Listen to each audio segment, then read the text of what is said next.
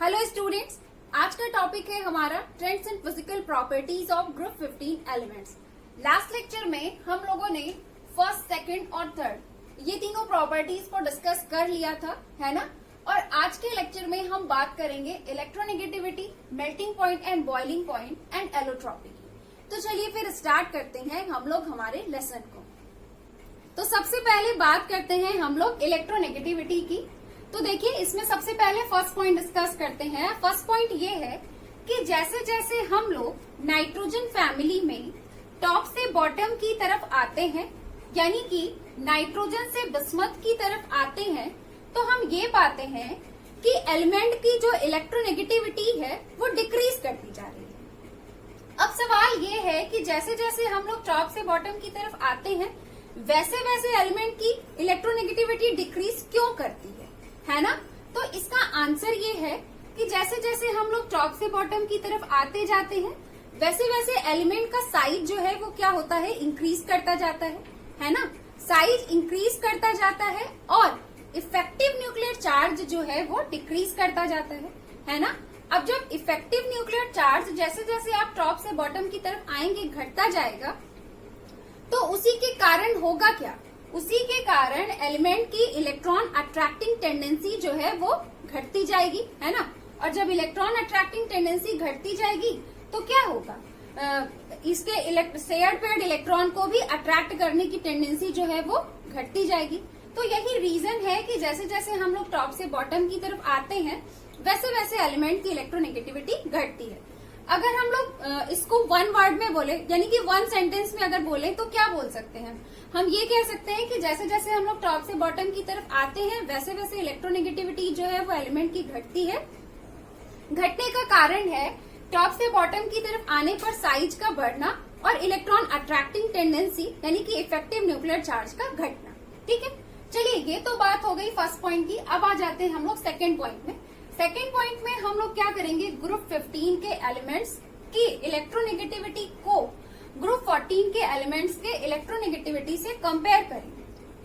कहने का मतलब ये है कि कार्बन और नाइट्रोजन में से किसकी इलेक्ट्रोनेगेटिविटी ज्यादा है, सिलिकॉन और फास्फोरस में से किसकी ज्यादा है, इसी तरह से बाकी के एलिमेंट में किसकी इलेक्ट्रोनेगेटिविटी ज्यादा है। तो इसका आंसर ये है कि जैसे जैसे हम लोग ग्रुप 14 से 15 की तरफ मूव करते हैं, यानी कि लेफ्ट से राइट मूव करते हैं, तो हम ये पाते हैं कि जो ग्रुप 15 के एलिमेंट्स हैं, इनकी इलेक्ट्रोनेगेटिविटी जो होती है वो ग्रुप 14 के एलिमेंट्स से ज्यादा होती है। ठीक है, अब सवाल ये है कि ग्रुप 15 के एलिमेंट्स की इलेक्ट्रोनेगेटिविटी ग्रुप 14 के एलिमेंट्स से ज्यादा क्यों है। तो इसका आंसर ये है कि चूंकि जो नाइट्रोजन फैमिली के एलिमेंट्स होते हैं, इनका साइज कार्बन फैमिली के एलिमेंट के कंपेयर में स्मॉलर होता है।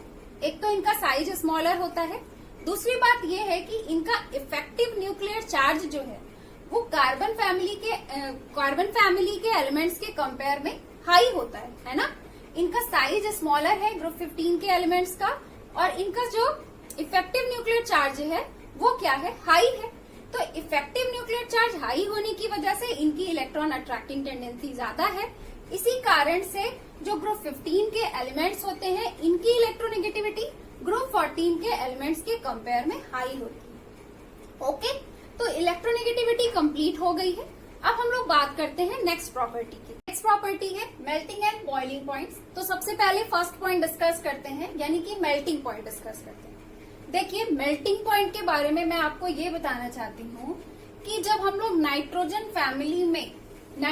फैमिली में जब हम लोग टॉप से बॉटम की तरफ मूव करते हैं, तो हम लोग ये देखते हैं कि नाइट्रोजन से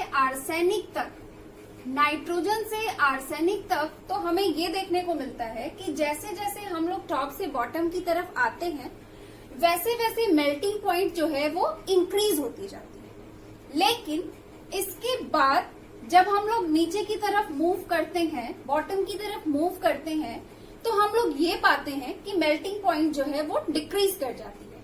आप वैल्यू से देख सकते हैं, यहाँ पर देखिए 63 है, फिर उसके बाद क्या है 317, फिर उसके बाद क्या है 1089। लगातार वैल्यू यहाँ तक क्या है, मेल्टिंग पॉइंट की बढ़ रही है। फिर उसके बाद देखिए, उसके बाद क्या है, मेल्टिंग पॉइंट की वैल्यू जो है वो घट रही है। आप देख सकते हैं यहाँ पे क्या है 903.7, है ना। 544.4 केल्विन है ना, तो वैल्यू डिक्रीज कर रही है। तो अब सवाल ये है कि ऐसा क्यों होता है? ऐसा क्यों होता है कि जब हम लोग नाइट्रोजन से आर्सेनिक तक आते हैं तब तो मेल्टिंग पॉइंट इंक्रीज कर रहा होता है, लेकिन उसके बाद ये डिक्रीज क्यों कर जाते हैं, है ना? तो पहले मैं आपको ये एक्सप्लेन करती हूँ कि नाइट्रोजन से आर्सेनिक तक इंक्रीज क्यों करता है, उसके बाद मैं आपको ये एक्सप्लेन करती हूँ कि यहाँ से यहाँ तक वैल्यू डिक्रीज क्यों करता है। एक एक करके समझते हैं।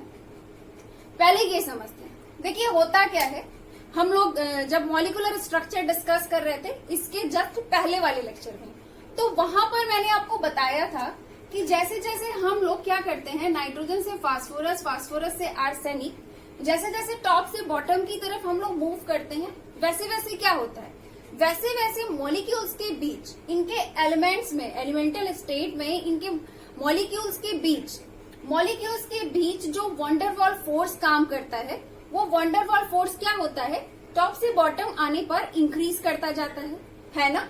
तो अब आप ये समझिए कि जब आप टॉप से बॉटम की तरफ आ रहे हैं तो क्या हो रहा है कि मॉलिक्यूल्स के बीच लगने वाला जो इंटरमॉलिक्यूलर फोर्स है, यानी कि जो वंडरवॉल फोर्स है, उसका मैग्नीट्यूड जो है वो इंक्रीज कर रहा है ना? वंडरवॉल नीचे की तरफ यहाँ पे क्या हो रहा है कि स्ट्रॉन्ग वंडरवॉल फोर्स काम कर रहा है ना? तो अब जब वंडरवॉल फोर्स काम कर रहा है तो अब क्या करना चाह रहे हो आप कि आप इसे मेल्ट करना चाह रहे हो, है ना? आप क्या करना चाह रहे हो कि इसे सॉलिड फॉर्म से लिक्विड फॉर्म में कन्वर्ट करना चाह रहे हो। तो जब आप इसे सॉलिड फॉर्म से लिक्विड फॉर्म में कन्वर्ट करोगे, उसके लिए आप क्या करोगे, हीट प्रोवाइड करोगे, है ना? मेल्टिंग पॉइंट तक आप क्या करोगे, हीट को प्रोवाइड करोगे। तो जब आप सॉलिड को लिक्विड में मेल्ट करने के लिए हीट प्रोवाइड करते हो तो उसके अंदर होता क्या है, उस दौरान एलिमेंट के अंदर होता क्या है, उस दौरान होता ये है कि इनके बीच जो मॉलिक्यूल्स के बीच जो फोर्स काम कर रहा होता है, जो वंडरवॉल फोर्स काम कर रहा होता है, वो फोर्स क्या होता है, वो ब्रेक होने लगता है। ठीक है, वो फोर्स क्या होता है, उसका मैग्नीट्यूड जो होता है वो डिक्रीज करता जाता है। अब जैसे जैसे हीट प्रोवाइड करते हो वैसे वैसे ये फोर्स जो है वो खत्म होता जाता है। तो अब आप ये समझिए कि ऊपर के एलिमेंट्स में जो लाइटर एलिमेंट्स है, लाइटर एलिमेंट्स में क्या है, यानी कि जो नाइट्रोजन है, उसके मॉलिक्यूल्स के बीच में कल भी हमने देखा था कि बहुत ही वीक वंडरवॉल फोर्स काम करता है ना? इसी वजह से ये गैस फॉर्म में एग्जिस्ट करता है। जबकि आप जैसे जैसे टॉप से बॉटम की तरफ आते हो वैसे वैसे क्या होता है कि वंडरवॉल फोर्स का मैग्नीट्यूड जो है वो बढ़ता जाता है। अब नीचे के एलिमेंट्स में क्या है कि काफी स्ट्रॉन्ग वंडरवॉल फोर्स काम कर रहा है ना? तो यहाँ पे स्ट्रॉन्ग वंडरवॉल फोर्स काम कर रहा है, इसलिए आपको क्या करना पड़ेगा, इस एलिमेंट को मेल्ट करने के लिए ज्यादा हीट प्रोवाइड करनी पड़ेगी, है ना? और यहाँ पे क्या है, यहाँ पे वीक वंडरवॉल फोर्स काम कर रहा है ना?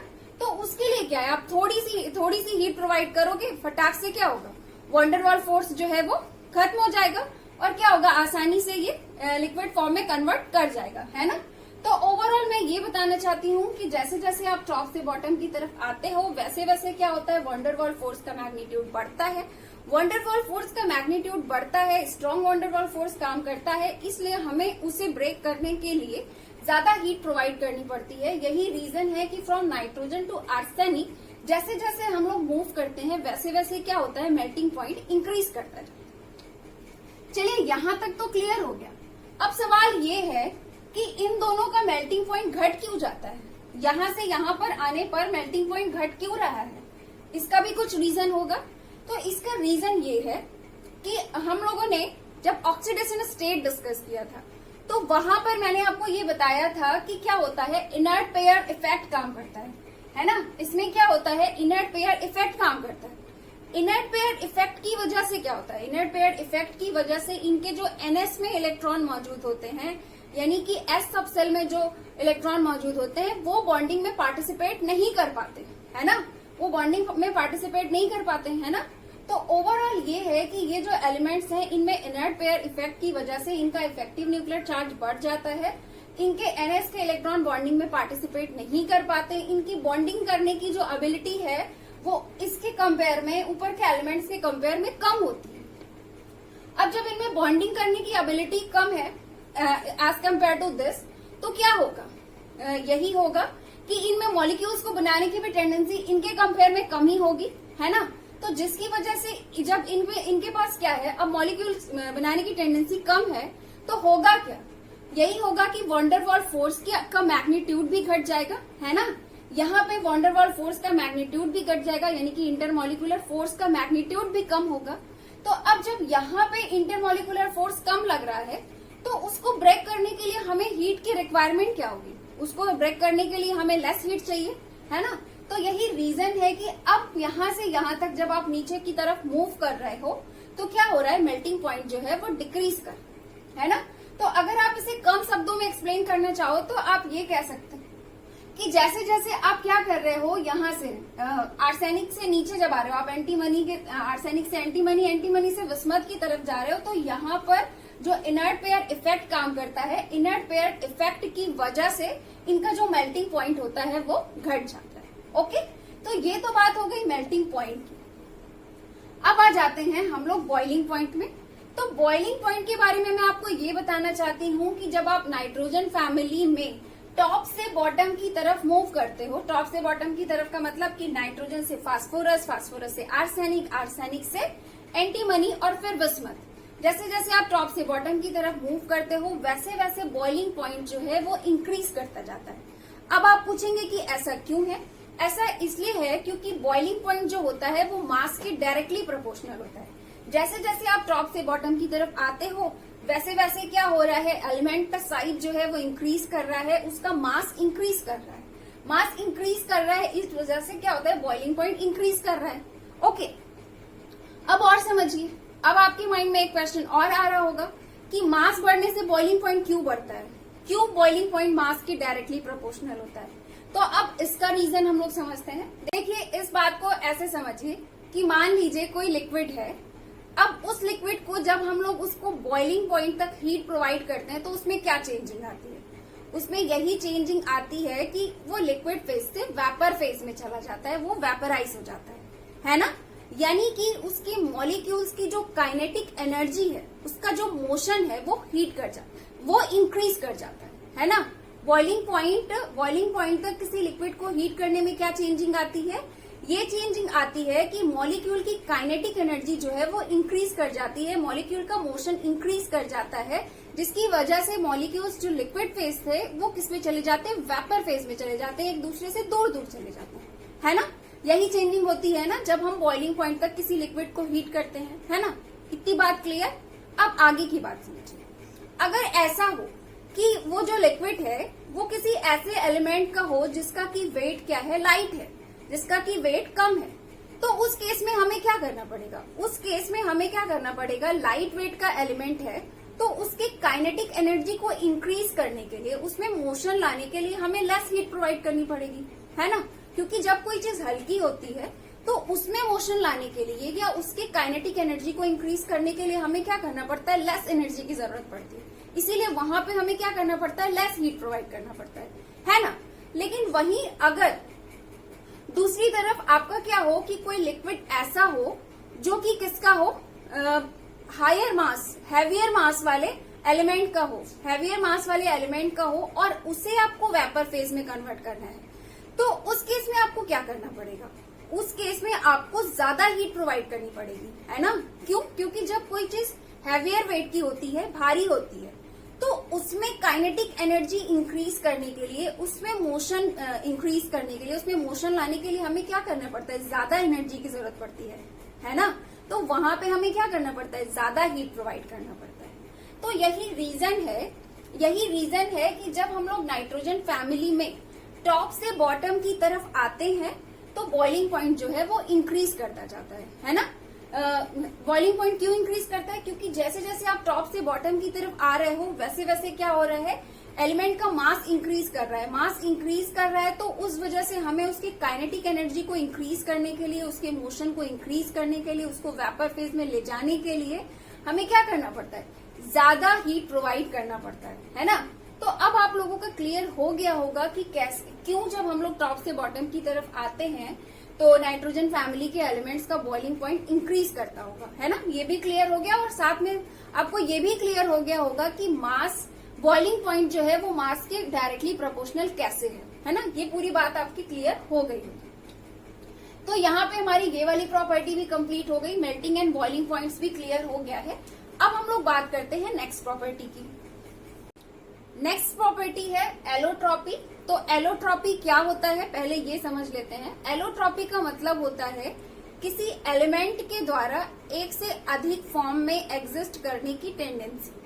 ओके, तो ये जो नाइट्रोजन फैमिली के एलिमेंट्स होते हैं, बिस्मथ को छोड़ के ये बाकी के जो एलिमेंट्स हैं वो एक से ज्यादा फॉर्म में एग्जिस्ट कर सकते हैं। जैसे अगर हम लोग नाइट्रोजन की बात करें तो नाइट्रोजन क्या होता है सॉलिड स्टेट में not gas phase, solid state में ये क्या होता है दो तरह के एलोट्रॉपिक फॉर्म में एग्जिस्ट कर सकता है। एक है आपका अल्फा नाइट्रोजन, दूसरा है बीटा नाइट्रोजन। अब आप सोचेंगे दोनों में फर्क क्या है। फर्क ये होता है कि फिजिकल स्टेट तो सेम ही है, सॉलिड ही रहेगा, बस चेंजिंग क्या होती है। अल्फा नाइट्रोजन और बीटा नाइट्रोजन में फर्क क्या है। फर्क इतना है कि बस एलिमेंट सेम है, सॉलिड स्टेट भी मतलब फिजिकल स्टेट भी सेम है, बस चेंजिंग ये होती है कि एटम्स का थोड़ा सा अरेंजमेंट अलग हो जाता है।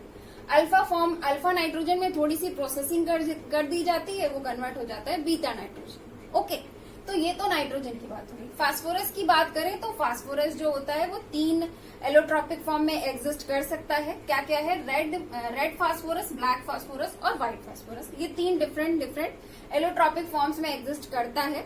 अब आप कहेंगे कि हमें तीनों का स्ट्रक्चर बताइए, तीनों का स्ट्रक्चर कैसे कैसे होता है ना। जैसा कि अभी हमने बताया कि बस एटम की पोजीशंस चेंज हो जाती है ना, थोड़ा सा अरेंजमेंट चेंज हो जाता है बस।